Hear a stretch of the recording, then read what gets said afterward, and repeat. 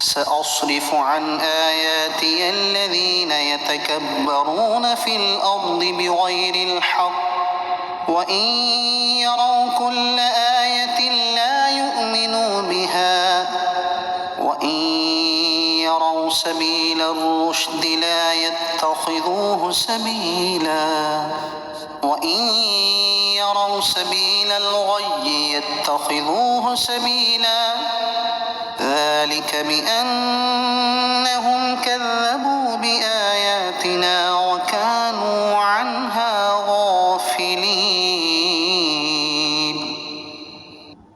والذين كذبوا بآياتنا ولقاء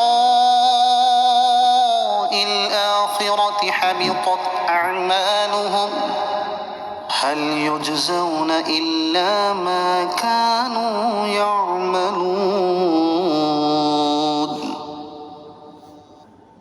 اور میں اپنی آیتوں سے ان لوگوں کو پھیر دوں گا جو زمین میں ناحق اپنی بڑائی چاہتے ہیں، اور اگر وہ سب نشانیاں دیکھ لیں تو بھی ان پر ایمان نہیں لاتے، اور اگر وہ ہدایت کی راہ دیکھ لیں تو اسے اپنا راستہ نہیں بناتے، اور اگر گمراہی کا راستہ دیکھ لیں تو اسے اپنا راستہ بنا لیتے ہیں۔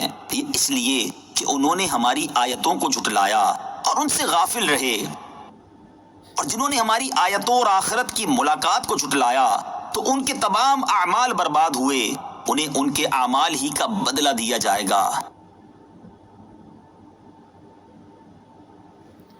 مفسرین نے اس آیت کے مختلف معنی بیان کیے ہیں۔ حضرت عبداللہ ابن عباس رضی اللہ تعالیٰ عنہما فرماتے ہیں، اس کا معنی یہ ہے کہ جو لوگ میرے بندوں پر غرور کرتے ہیں اور میرے اولیاء سے لڑتے ہیں، میں انہیں اپنی آیتیں قبول کرنے اور ان کی تصدیق کرنے سے پھیر دوں گا تاکہ وہ مجھ پر ایمان نہ لائیں۔ یہ ان کے عناد کی سزا ہے کہ انہیں ہدایت سے محروم کیا گیا۔ اس آیت میں ناحق تکبر کرنے والوں کے لیے بڑی عبرت ہے۔ تکبر کی تعریف یہ ہے کہ دوسروں کو حقیر جاننا۔ حضرت عبداللہ ابن مسعود رضی اللہ تعالیٰ عنہ سے روایت ہے، رسول اکرم صلی اللہ تعالیٰ علیہ وآلہ وسلم نے ارشاد فرمایا، تکبر حق کی مخالفت اور لوگوں کو حقیر جاننے کا نام ہے۔ امام محمد غزالی رحمۃ اللہ تعالیٰ علیہ فرماتے ہیں، تکبر کی 3 قسمیں ہیں۔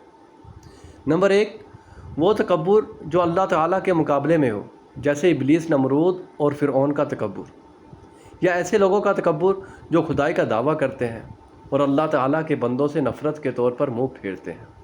نمبر 2، وہ تکبر جو اللہ تعالیٰ کے رسول کے مقابلے میں ہو، جس طرح کفار مکہ نے کیا اور کہا کہ ہم آپ جیسے بشر کی اطاعت نہیں کریں گے، ہماری ہدایت کے لیے اللہ تعالیٰ نے کوئی فرشتہ یا سردار کیوں نہیں بھیجا، آپ تو ایک یتیم شخص ہیں۔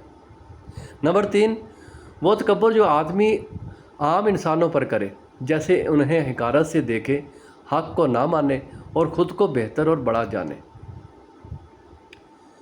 اللہ تعالیٰ اور اس کے رسول صلی اللہ علیہ وآلہ وسلم کی جناب میں تکبر کرنا کفر ہے، جبکہ عام بندوں پر تکبر کرنا کفر نہیں، لیکن اس کا گناہ بھی بہت بڑا ہے۔ اس آیت میں ناحق تکبر کا ثمرہ اور تکبر کرنے والوں کا جو انجام بیان ہوا کہ ناحق تکبر کرنے والے اگر ساری نشانیاں دیکھ لیں تو بھی وہ ایمان نہیں لاتے، اور اگر وہ ہدایت کی راہ دیکھ لیں تو وہ اسے اپنا راستہ نہیں بناتے، اور اگر گمراہی کا راستہ دیکھ لیں تو اسے اپنا راستہ بنا لیتے ہیں۔